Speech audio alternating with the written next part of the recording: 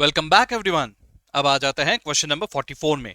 ठीक है, now we are entering to flexible budget, right. तो फ्लेक्सिबल बजट के बारे में आप लोगों को सबसे पहले जो बात ध्यान रखना है कि we are making budget at flexible levels. Budget दो तरह के होते हैं, एक होता है फिक्स्ड बजट, एक होता है फ्लेक्सिबल बजट। फिक्स बजट का मतलब, मान लो कि मुझे 10,000 यूनिट्स बेचना है, तो मैं उन्हीं 10,000 यूनिट्स के लिए प्रोडक्शन कैलकुलेट करूंगा। वही 10,000 यूनिट्स के लिए जो भी प्रोडक्शन लग रहा है, उसी के लिए परचेज, उसी के लिए लेबर, उसी के लिए overheads and everything for a fixed level I will be calculating the budget. ठीक है, लेकिन वहीं पे फ्लेक्सिबल बजट, अरे भाई 10,000 यूनिट्स मोस्ट प्रोबेबली मैं बेचूंगा, लेकिन थोड़ा कम ज्यादा हुआ तो, है ना। तो हम लोग उसके लिए थोड़े फ्लेक्सिबल होते हुए चलेंगे कि भाई अगर इतने प्रोड्यूस किए, इतने प्रोड्यूस किए, इतने प्रोड्यूस किए, अलग अलग यूनिट्स में क्या क्या चेंजेस आने वाले हैं। ठीक है, सो नॉर्मली स्पीकिंग हम लोग अगर यहां पर सेल्स की बात करें तो सेल्स तो क्वाइट ऑब्वियसली चेंज होंगे। अब अगर मैं बाकी के कॉस्ट की बात करूं तो कुछ कॉस्ट फिक्स नेचर के होंगे, है ना। फिक्स नेचर के जो कॉस्ट होते हैं ये यूनिट्स के साथ चेंज नहीं होते। What ever be the units the cost will remain the same. ठीक है, हाँ कभी कभी फिक्स कॉस्ट में भी चेंज आ सकता है, मैं ऐसा नहीं कहूंगा कि कभी नहीं आता। सर क्या बात कर रहे हो, फिक्स कॉस्ट तो फिक्स्ड होता है। थियोरेटिकली प्रैक्टिकली हो सकता है, बिल्कुल चेंज हो सकता है, व्हाई नॉट, बिल्कुल पॉसिबल है। आप इमेजिन करो, जैसे मान के चलो मैं वेयर हाउस के रेंट की बात कर रहा हूं, नॉर्मली स्पीकिंग रेंट कांस्टेंट रहेगा। लेकिन जरा एक बार इमेजिन करो, मान के चलो हम जो यूनिट स्टोर कर रहे हैं हमारे वेयर हाउस में, ये यूनिट्स कुछ ज्यादा ही बढ़ गए, एक्सेप्शनली हाई, स्टोरेज कैपेसिटी उतना नहीं है, तो मुझे थोड़ा अलग साइज का बड़ा वाला वेयर हाउस देखना पड़ेगा अभी। तो सीधी सी बात है, उसका रेंट भी तो बढ़ेगा। तो कभी कभार प्रैक्टिकली सिचुएशन में फिक्स कॉस्ट भी चेंज हो सकता है, बिल्कुल हो सकता है। ठीक है, हाँ लेकिन हमारे एग्जाम पॉइंट ऑफ व्यू से जो क्वेश्चंस आते हैं उसमें हमें फिक्स कॉस्ट जनरली कांस्टेंट मिलता है डिफरेंट लेवल्स। ठीक है, दूसरा होता है वेरिएबल कॉस्ट। वेरिएबल कॉस्ट कभी भी फिक्स नहीं होता अनलेस एंड अनटिल, एक बात है हाँ, वेरिएबल कॉस्ट हमेशा remains constant per unit, it always remains fixed per unit. ध्यान देना मैंने क्या कहा, फिक्स्ड रहता है per unit. Okay, in total वो चेंज होता रहता है और वो प्रोपोर्शनेटली चेंज होता है, ये भी ध्यान रखना आपको। ठीक है, अब तीसरा जो आ रहा है वो है सेमी वेरिएबल या सेमी फिक्स्ड। ठीक है, तो ये सेमी वेरिएबल सेमी फिक्स्ड एक पैटर्न होता है, यानी कुछ हद तक वेरी होता है और कुछ हद तक फिक्स्ड होता है। ठीक है, तो आपको वो ढूंढना होगा कि कितना पोर्शन वेरिएबल है, कितना पोर्शन फिक्स्ड है। Now this is a very logical content, लेकिन सिंस मैं अभी फिलहाल सिर्फ आपसे क्वेश्चन डिस्कस कर रहा हूं, इसलिए मैं आपको फिलहाल सिर्फ एक फॉर्मूला बताऊंगा। इसका जो पूरा डिटेल मजेदार वाला एक्सप्लेनेशन होता है, अनफॉर्चुनेटली मैं यहां तो कवर नहीं कर पाऊंगा, वो क्लास के लिए है, वो डिटेल क्लास में जब हम लोग डिटेल्ड लॉजिकल डिस्कशन करते हैं वहां डिस्कस होगा, वो यहां नहीं। ठीक है, तो मैं यहां पर आपको सिर्फ फॉर्मूला बताते हुए आगे बढ़ूंगा। ठीक है, चलिए, तो लेट्स गो, देखते हैं क्या दिया है मुझे। सबसे पहले यहां पे दिया हुआ है कि 70%, 80%, 90%, ये तीन लेवल्स में मुझे टर्नओवर, टर्नओवर का मतलब हुआ सेल्स, साथ ही साथ मटेरियल, लेबर, प्रोडक्शन ओवरहेड्स और एडमिनिस्ट्रेशन ओवरहेड्स, ये सब मुझे दिए हुए हैं, यानी टोटल कॉस्ट दिया हुआ है, और प्रॉफिट भी मुझे क्वेश्चन में दिया हुआ है फॉर 3 डिफरेंट लेवल्स। ठीक है, ओके। अब मुझे पूछा क्या गया है, मुझे पूछा गया है कि direct material cost, direct labour cost और प्रोडक्शन ओवरहेड्स, बस यही तीन निकालो एट 45% लेवल ऑफ एक्टिविटी। ठीक है, तो आपसे कहा गया है 45% लेवल में सिर्फ ये तीन कॉस्ट को कैलकुलेट करो। तो ठीक है सर, तो सबसे पहले तो मुझे ये आइडेंटिफाई करना होगा कि क्या ये फिक्स्ड है, क्या ये वेरिएबल है, क्या ये सेमी वेरिएबल है। ये आइडेंटिफाई करना बड़ा आसान है। ठीक है, सब लोग कैलकुलेटर उठा लो। ठीक है, पहले इजी वाला बता देता हूं, चलो। आप एडमिन ओवरहेड्स को अगर ध्यान से देखो तो 70% में भी 17,000, 80% में भी 17,000, 90% में भी 17,000, what do you see, same है ना। कोई भी लेवल ऑफ एक्टिविटी हो कांस्टेंट। सो इससे क्या समझ में आया, administration overheads is fixed in nature. ठीक है, पहले तो ये समझ गए। दूसरी बात, अब मुझे देखना है कि इनमें से कौन सा वेरिएबल है। तो एक काम करो, डायरेक्ट मटेरियल को देखो फिलहाल। अब मुझे क्वेश्चन में कोई यूनिट्स वगैरह नहीं दिया है, कोई बात नहीं। यूनिट्स अगर नहीं भी दिया है तो बेटा ये जो 70% है ना, इसी को आप परसेंटेज को भी बेस लेके आगे बढ़ सकते हो। या इससे आसान एक बात बता रहा हूं, आप ऐसा मान लो कि ये 70 यूनिट्स है, ऐसा मान के चलो तो भी चल जाएगा, कोई प्रॉब्लम नहीं उसमें। इसको मैं लिख लेता हूं 80, इसको मैं लिख लेता हूं 90, ऐसा भी मान के चलोगे तो भी काम हो जाएगा, क्योंकि मुझे सिर्फ कैलकुलेशन करना है, मुझे कौन सा यूनिट्स लिखना है। ठीक है, चलो सर, तो मैं अगर इस तरह से कैलकुलेट करूं तो याद रखना वेरिएबल कॉस्ट हमेशा प्रोपोर्शनेटली चेंज होगा। तो प्रोपोर्शनेटली अगर मैं देखूं तो जरा ध्यान से देखना, सर जी 70 में डायरेक्ट मटेरियल है 17,780, तो फिर 80 में होना चाहिए कितना, ऐसा क्रॉस मल्टीप्लाई कर रहा हूं। क्या कर रहा हूं मैं ऐसा लिख रहा हूं, सर 70 में अगर ये है 17,780, ठीक है, तो फिर 80 में कितना, कैलकुलेट करके देखो एक बार, क्रॉस मल्टीप्लाई करोगे तो कैसे करोगे, 17,780 इंटू 80 डिवाइडेड बाय 70 करके देखो क्या आ रहा है, 20,320। Do you find the same amount here? Yes sir, बिल्कुल सेम आ रहा है। तो इससे क्या समझ में आया, ये प्रोपोर्शनेटली चेंज हो रहा है, यानी डायरेक्ट मटेरियल इज वेरिएबल। और एक बात बता दो, जनरली मैंने देखा है बहुत सारे बच्चों को कि डायरेक्ट मटेरियल डायरेक्ट लेबर को बिना कैलकुलेशन किए मान लेते हैं कि वेरिएबल है।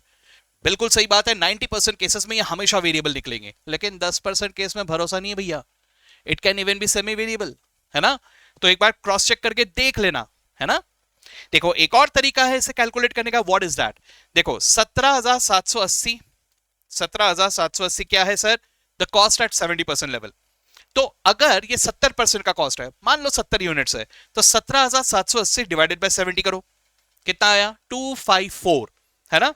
17,780 डिवाइडेड बाय 70, ये आ रहा है 254, है ना। मैंने क्या किया, अगर मान के चलो ये 70 यूनिट्स है, ऐसा अज्यूम कर ले रहा हूं मैं, तो 17,780 डिवाइडेड बाय 70 अगर करूंगा तो ये आ रहा है पर यूनिट मटेरियल कॉस्ट, ठीक है। अब इसी तरह से अगर ये वेरिएबल कॉस्ट है ना, तो कोई भी लेवल का आप कैलकुलेशन करो तो per unit amount will remain the same. जैसे मान के चलो इस बार मैं ये 90% में कैलकुलेट करता हूं, देखिए 90% में कॉस्ट कितना दिख रहा है आपको, 22,860, इतना ही दिख रहा है। इसको डिवाइड कर दो बाय 90, देखो तो क्या आ रहा है, 22,860 डिवाइडेड बाय 90 क्या आया, 254, सेम, है ना। क्या समझ में आया, इससे समझ में आ रहा है कि per unit amount remains constant. This is the nature of variable cost. Variable cost में हमेशा the per unit cost will remain constant, ठीक है। तो ये पहचान है कि सर ये वेरिएबल होगा। अब इसी तरह से आप लोग डायरेक्ट लेबर को भी कैलकुलेट करके देखो, ठीक है, ये आपका काम है भी, ओके। हाँ जी, अब आपको 45% लेवल में कैलकुलेट करने के लिए कहा है। अरे भाई सिंपल है, मैं ये सारे परसेंटेज को ही तो यूनिट्स मान रहा हूं ना, तो 45% में 45 यूनिट्स, तो मटेरियल कॉस्ट कितना होगा, 45 यूनिट्स एट द रेट 254, निकाल लो कितना आ रहा है, 45 इंटू 254 कितना आया, 11,430, that's my answer. So direct material cost कितना होगा, 11,430, ठीक है। आपका टास्क है अभी एग्जैक्टली इसी तरह से डायरेक्ट लेबर कॉस्ट को भी कैलकुलेट करना है, सेम वे में आएगा आंसर, ठीक है। मैं अब जंप करके आ रहा हूं प्रोडक्शन ओवरहेड्स में। अब प्रोडक्शन ओवरहेड्स मुझे कैसा नजर आ रहा है, 30,500। तो देखो भाई, अब एक फिर से हम लोग टेस्ट अप्लाई करके देखते हैं क्या ये प्रोपोर्शनेटली चेंज हो रहा है। चलिए देखते हैं, प्रोपोर्शनेटली अगर चेंज होगा तो अगर 70 में कॉस्ट है 30,500, तो फिर 80 में होगा कितना, पहले कैलकुलेट करके देखो क्या आ रहा है, 80 इंटू 30,500, ठीक है। अरे मैंने क्या लिखा, सॉरी, 80 इंटू 30,500 डिवाइडेड बाय 70, 34,857। अरे नहीं, ये तो 32,000 है यार, मैच नहीं हो रहा, यानी ये प्रोपोर्शनेटली चेंज नहीं हुआ है ना। ओके, तो सर इसका मतलब ये प्रोपोर्शनेट नहीं है, मतलब वेरिएबल नहीं है, कांस्टेंट नहीं है, मतलब फिक्स नहीं है, मतलब क्या हुआ कि दिस इज सेमी वेरिएबल, ठीक है।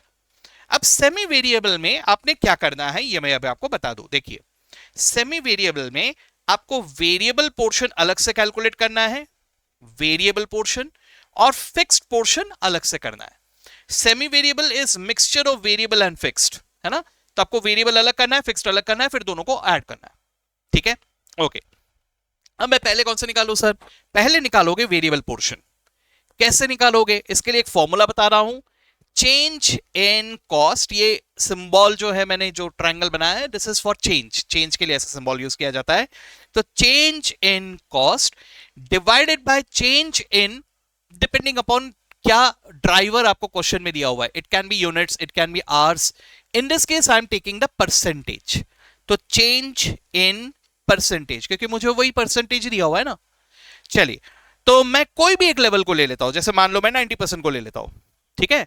अब मुझे यहाँ पे दो लेवल लगेंगे, 90% एंड सपोज 80%, ये दो लेवल ले लेता हूं मैं, ठीक है। तो देखिए प्रोडक्शन ओवरहेड्स 90% में है 33,500 और 80% में है 32,000। बस इसको मैं लिख लेता हूं, इज इक्वल टू 33,500 माइनस 32,000, ठीक है। ये मैंने दोनों कॉस्ट का चेंज देख लिया, divided by what is the change in percent. Percent में 90 minus 80, what is the change in percent, 10%, है ना। तो इससे मुझे क्या पता चला, 1500 डिवाइडेड बाय 10, ये कितना आ रहा है 150 प्रति percentage.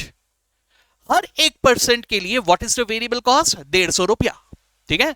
So for every single percent my variable portion will be 150 रुपया, ठीक है। ओके, नाउ फिक्स पोर्शन कैसे निकाले सर? अरे वेरी सिंपल, कोई भी एक लेवल को उठा लो, टोटल तो आपको पता है ना, total is nothing but variable plus fixed. अब उसमें से वेरिएबल एलिमेंट को हटा दो, जो बचा वो फिक्स्ड, ठीक है। करके देख लो एक बार। फिर से मैं 90% को बेस लेता हूं, 90% में टोटल वॉज 33,500, जिसमें कुछ पोर्शन था वेरिएबल, कुछ पोर्शन था फिक्स्ड। अब वेरिएबल पोर्शन का तो मैं पता कर चुका हूं ना, 150 प्रति परसेंट। अब ये 33,500 90% में है, तो variable portion has to be 90 into 150, इतना ही होना चाहिए। करो कैलकुलेट, कितना आता है 90 इंटू 150, कितना आया 13,500। सो वेरिएबल पोर्शन है 13,500। सो आउट ऑफ 33,500 अगर वेरिएबल पोर्शन है 13,500, तो फिक्स पोर्शन कितना होगा, आ गया 20,000, है ना। इसे आप 80% में लो, 70 में लो, किसी में भी लो, this will remain the same, है ना। So what is the fixed portion, 20,000 constant. यानी किसी भी लेवल में मेरा प्रोडक्शन ओवरहेड्स कितना होगा सर, डिपेंड करता है कितने परसेंट है, एट द रेट 150 प्लस 20,000। क्या कहा मैंने, जितने भी परसेंट है एट द रेट 150 प्लस 20,000।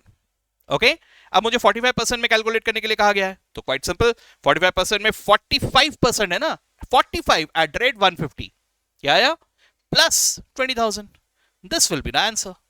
करके देख लो कैलकुलेट कितना आ रहा है, आ गया 26,750, दैट्स आवर आंसर, ठीक है। सो ये बेसिक कैलकुलेशन वाला एक क्वेश्चन था। मेन क्वेश्चन तो ऐसा नहीं होता, मेन क्वेश्चन में आपको सब चीजें ही कैलकुलेट करने होते हैं, प्रॉफिट टेक्निक कैलकुलेट करना होता है। लेकिन एनीवेज ये एक क्वेश्चन मॉड्यूल में दिया था बेसिक कैलकुलेशन के लिए, तो वही हम लोगों ने डिस्कस किया। होपफुली आप सबको ये इजी लगा, आप अच्छे से कैलकुलेट कर पाए एट द स्टेज, सब आराम से कैलकुलेट कर पा रहे हो, ठीक है। अब हम लोग आगे बढ़ेंगे in the next question but in the next video, ठीक है। चलिए, तो with that let's stop for now, goodbye all of you.